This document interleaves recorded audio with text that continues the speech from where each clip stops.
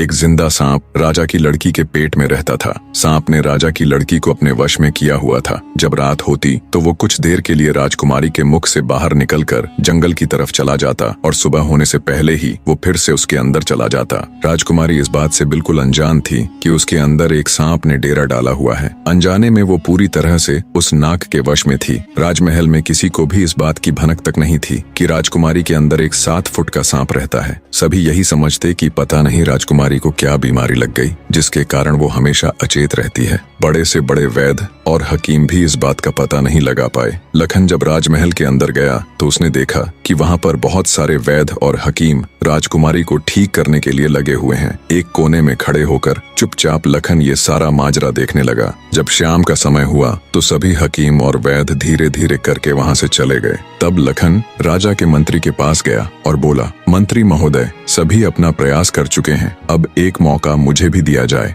लखन की बात सुन मंत्री उसे अपने साथ ले राजा के पास जाता है और लखन का प्रस्ताव राजा के सामने रखता है। बेचारा हर तरफ से निराश हो चुका राजा एक बार अनमने ढंग से लखन की तरफ देखता है, फिर दुखी मन से कहता है, बताओ तुम मेरी बेटी का इलाज किस प्रकार करोगे। लखन राजा को प्रणाम कर बोला, महाराज, मुझे एक रात अपनी बेटी के साथ ठहरने की इजाजत दीजिए, तभी मैं किसी नतीजे पर पहुंच सकूंगा। एक बात और महाराज, मैं बिल्कुल एकांत में राजकुमारी के साथ रहना चाहता हूँ, तभी मैं अच्छे से ध्यान लगाकर राजकुमारी जी की बीमारी का पता लगा पाऊंगा। लखन की आत्मविश्वास भरी बातों से राजा के मन में हल्की सी उम्मीद जागी। उसने लखन को रात में राजकुमारी के साथ एकांत में रुकने की इजाजत दे दी। राजा की इजाजत मिलते ही लखन राजकुमारी के कक्ष में गया और उससे कुछ दूर एकदम चुपचाप बैठकर उसे देखने लगा। जैसे ही रात के 12 बजे का समय हुआ तो अचेत अवस्था में पड़ी हुई राजकुमारी के मुंह से सांप बाहर निकला और महल के परिसर से होता हुआ जंगल की ओर चला गया। ये सब देख लखन दंग रह गया। वो बिना कुछ हरकत किए चुपचाप वहीं बैठा रहा। जब रात का आखिरी पहर खत्म होने को आया तब वो सांप वापस लौटा और राजकुमारी चंद्रकला के मुख से होता हुआ पूरा उसके अंदर समा गया। दम साधे लखन ये सारा माजरा देखता रहा। सारा माजरा देख उसे समझते देर न लगी कि राजकुमारी की सारी बीमारी की जड़ ये सांप ही है।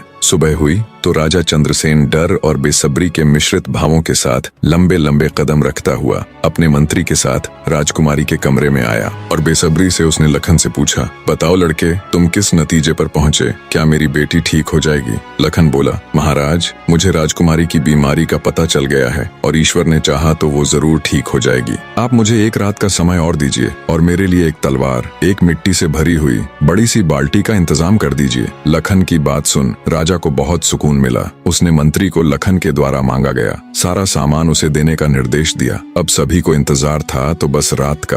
राजकुमारी को सांप के चंगुल से मुक्त कराने के लिए लखन रात्रि के आने का बेसब्री से इंतजार कर रहा था। पूरी तैयारी के साथ हाथ में धार धार तलवार लिए लखन राजकुमारी की ओर निगाहें गढ़ाकर उससे कुछ दूरी पर बैठ गया। जैसे ही राजमहल के घड़े ने रात्रि के 12 बजे का घंटा बजाया, वैसे ही फुंफकारता हुआ सांप राजकुमारी के मुख से निकला तो उसके इंतजार में बैठे लखन ने अपनी धार धार तलवार से उस पर तेजी से ऐसा वार किया कि तुरंत सांप 2 टुकड़ों में जमीन पर बिखर गया। लखन ने सांप के दोनों टुकड़ों को उठाकर रेत से भरी बाल्टी के अंदर दबा दिया और सुबह होने से पहले ही बाल्टी समेत मृत सर्प को जंगल में ले जाकर उसे आग के हवाले कर दिया और वापस राजमहल लौट आया। तब तक सुबह होने का समय भी करीब हो चला था। राजमहल जब लखन ने राजकुमारी चंद्रकला को जगाया तो हमेशा अचेत अवस्था में रहने वाली राजकन्या तुरंत उठकर बैठ गई, क्योंकि अब उसके अंदर से वो सर्प निकल चुका था तो उसका प्रभाव भी खत्म हो चुका था। राजकुमारी उठते ही हैरान थी।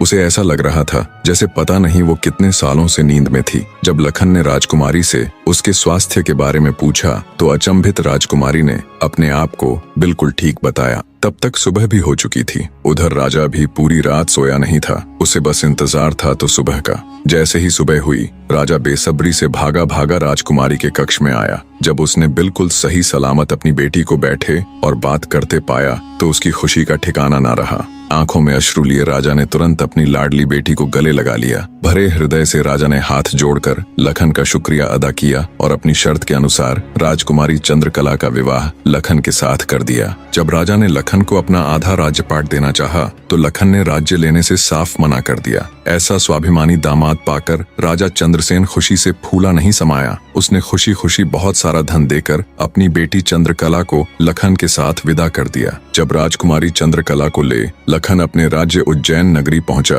तो उसकी भाभी समेत पूरे परिवार ने उन दोनों का हार्दिक स्वागत किया। लखन खुशी खुशी अपनी नवविवाहिता पत्नी राजकुमारी चंद्रकला के साथ रहने लगा।